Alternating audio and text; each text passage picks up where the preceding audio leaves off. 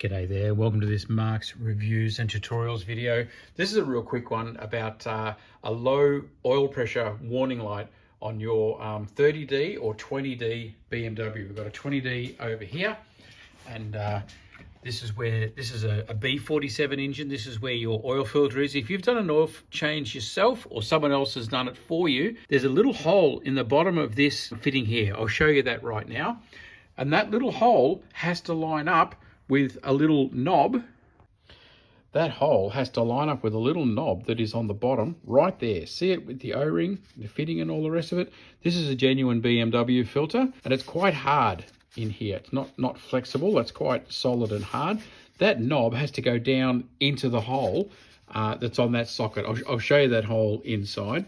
Now, in the 20D, it's right at the back of the engine, so it's sitting that way, but you need to get up over the top with a light and look inside, and you'll see a little hole, and you need to poke this into it. There's differing opinion as to whether you should put the filter into the cap first and then put the whole assembly in, but you definitely have to feel where that is and get that to go down the hole. It's a non-return valve. If you've missed it, if you've bent it over and squashed it, then you're going to get a low oil pressure warning light like this, or different ones in different cars, but it'll give you a low pressure.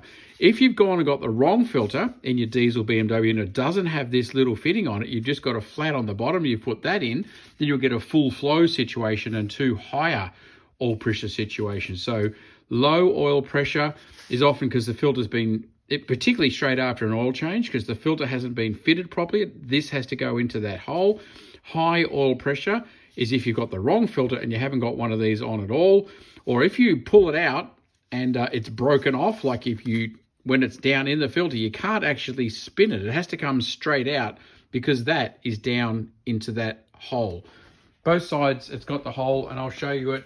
I've got it on my other videos. I've got it on this one too, that it just goes straight in. So if you've done an oil change and as soon as you go out there, or very, very quickly, get a low oil pressure light, then it means you've buggered that up.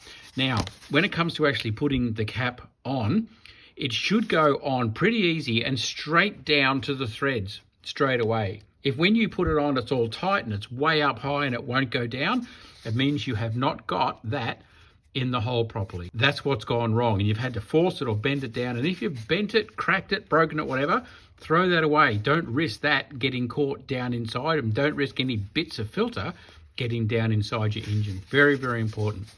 So just to recap, that has to go down into that hole, and then when you're putting the cap back on, be it on the 20D here or the 30D over there, when you're putting that cap back on, it will go right down to the threads and screw on quite easy. If it's high and if you're forcing it to get it down, then you've not got that right. There are, of course, other reasons for low oil pressure. That's obvious. This is just one. This is one I came across and found out about.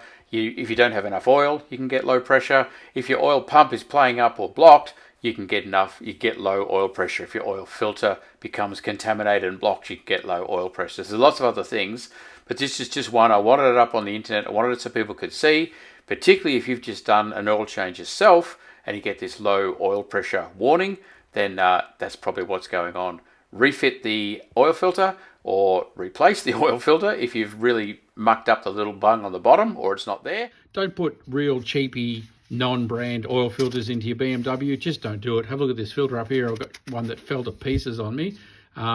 Use a brand name one because this is a very important part of your car and it really, really matters.